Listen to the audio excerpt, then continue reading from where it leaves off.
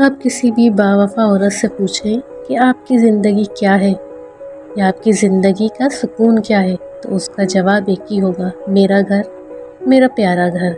जी हाँ जनाब, हर औरत, हर बावफ़ा औरत, हर बाशऊर औरत, अपने घर से मोहब्बत करने वाली, अपने शौहर से मोहब्बत करने वाली औरत, उसको अपना घर छोटा हो या बड़ा, अमीरी में हो या गरीबी में, 1 कमरे हों या 10 कमरों का महल, उसको अपना घर ही प्यारा लगता है। और सुकून वही औरत पाती है कि अपने हाल में जो खुश रहती है, जिस जगह है उस जगह को ही जन्नत बना देती है। आजकल सोशल मीडिया पे हर चीज़ इतनी परफेक्ट दिखती है ना कि हम ना चाहते हुए भी एहसास कमतरी का शिकार हो जाते हैं। एक परफेक्ट हाउस, एक परफेक्ट किचन, एक मॉडर्न किचन, हंसते मुस्कुराते हुए चेहरे, वेकेशन पे पूरी फैमिलीज़ घूमने जा रही हैं। ये सब चीज़ें कहीं ना कहीं हमारे अंदर एहसास कमतरी पैदा करती हैं।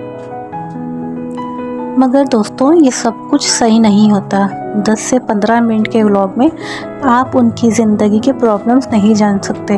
हर घर में उलझनें होती हैं, हर घर में परेशानियां होती हैं, और कौन चाहेगा कि अपने व्लॉग के अंदर अपने घर की परेशानियां बताएं, या हस्बैंड वाइफ के झगड़े या इन लॉज के झगड़े बताएं। जाहिर सी बात है, वो अपने व्लॉग्स में ग्लैमर दिखाते हैं, वही जो हर कोई देखना चाहता है। और हम उन चीज़ों को देखने के बाद फजूल में फ्रस्ट्रेशन का शिकार हो जाते हैं, और अपनी नेमतें जो अल्लाह ताला ने हमें अता करी हैं उनसे भी नाशुक्रापन करने लगते हैं। और बाज़ औक़ात हस्बैंड वाइफ भी आपस में एक दूसरे के साथ चिड़चिड़े से हो जाते हैं।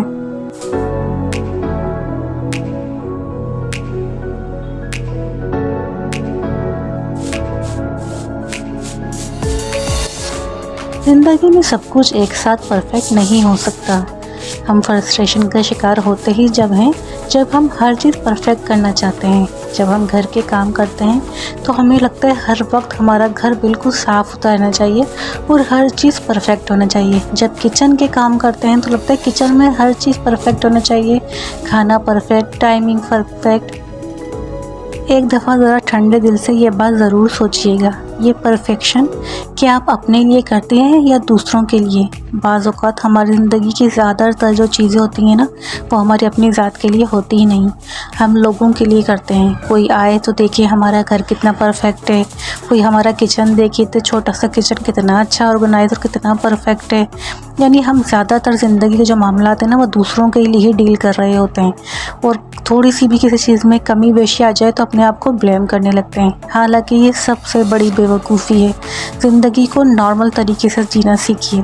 इसका मतलब ये नहीं कि घर गंदा या किचन गंदा रख दें, लेकिन ये भी याद रखिए, कभी कभी लाइफ में ऐसा टाइम भी आएगा आपकी तबीयत भी ख़राब होगी। कुछ इस तरह के अनदेखे या अनचाहे कुछ लोग भी इस तरह ज़िंदगी में आ जाएंगे, उनको भी आपको डील करना होगा।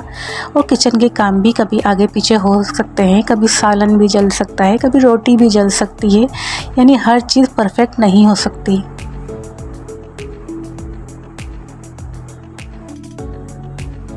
ना आप कोई रोबोट हैं और ना ही आपकी लाइफ इंस्टाग्राम की कोई स्टोरी है कि जहाँ हर चीज़ आपको परफेक्ट ही चाहिए। और जब ज़िंदगी में बेतरतीबी या कुछ गड़बड़ इस तरह ना हो जाए कि जो हमने सोचा हो वो ना हो, तो फिर हम एक नॉर्मल इंसान किस तरह कहलाएंगे? इंसान की ज़िंदगी यही तो होती है, कभी कुछ अच्छा और कभी कुछ बुरा। कोई रोबोट तो है नहीं कि बटन दबाया और हर चीज़ फ़ौरन के साथ परफेक्ट होना शुरू हो गई। तो बस प्यारी बहनों, आज से अपनी लाइफ को कभी किसी से भी कंपेयर मत करें। हर किसी की अपनी लाइफ होती है, आपके पास जो है वो भी बेहतरीन है, और हो सकता है जो आपके पास हो वो बहुत सारे लोगों की ख्वाहिश हो। जिस तरह आपकी ख्वाहिश अपने से थोड़े ऊपर लोगों को देखने के बाद होती है ना, कि काश हमारे पास भी ये होता। हो सकता है जो आपको अल्लाह ताला ने दिया हो वो और बहुत सारे लोगों के पास मौजूद ना हो। तो अपनी लाइफ को कभी भी किसी से कंपेयर ना कीजिए।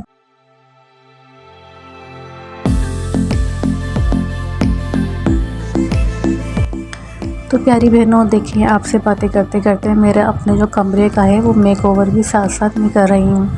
जो यहाँ पे मैंने चादर को चेंज कर लिया था, पहले कारपेट को खूब अच्छी तरह साफ़ करा।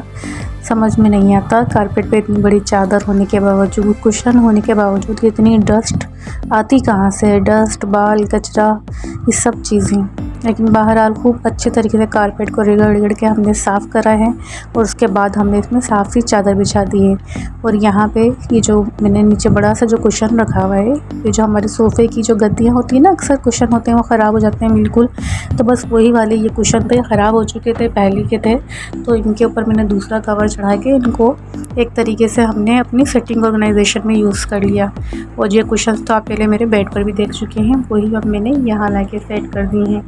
दोस्तों, ज़रूरी नहीं कि जब भी आप अपनी रेनोवेशन कर रहे हो, घर को कुछ डेकोर कर रहे हो, तो बहुत ज़्यादा एक्सपेंसिव चीज़ों की ज़रूरत हो। मैं आपसे बार बार यही बात कहती हूँ, अपने ही घर की चीज़ों को थोड़ा सा हम आगे पीछे कर दें तो हमारा घर वैसे ही प्यारा लगना शुरू हो जाता है।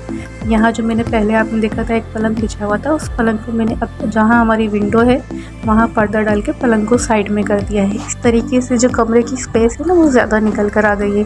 और देखिए कमरा कितना ज़्यादा माशाल्लाह खुला खुला सा लग रहा है। यहाँ जो मेरी ड्रेसिंग के साथ साइड टेबल लगी हुई है, यहाँ पर जो है हमने जो सारे जो शूज़ होते हैं ना मेरे हस्बैंड के, वो शूज़ मैं इसके अंदर रख देती हूँ, क्योंकि बाहर इस तरह कोई रखने की जगह नहीं है, तो उसके बॉक्स के अंदर रख के शूज़ के अंदर ही रख देते हैं, तो शूज़ भी साफ़ सुथरे रहते हैं। और जब भी उनको निकालना हो, जिस तरह का भी शूज़ चप्पल वगैरह जो भी उनको निकालनी होती है, तो आराम से सारी चीज़ें एक ही जगह मौजूद होती हैं, सामने बिखरी हुई भी नहीं होती, और आराम से वो यहाँ से निकाल के पहन भी लेते हैं।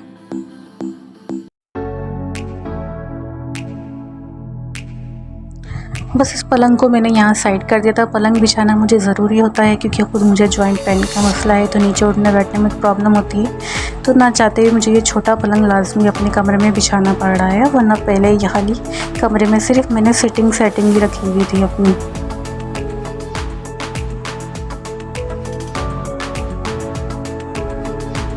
तो माशाल्लाह अल्हम्दुलिल्लाह हमारा कमरा कितना प्यारा लग रहा है माशाल्लाह।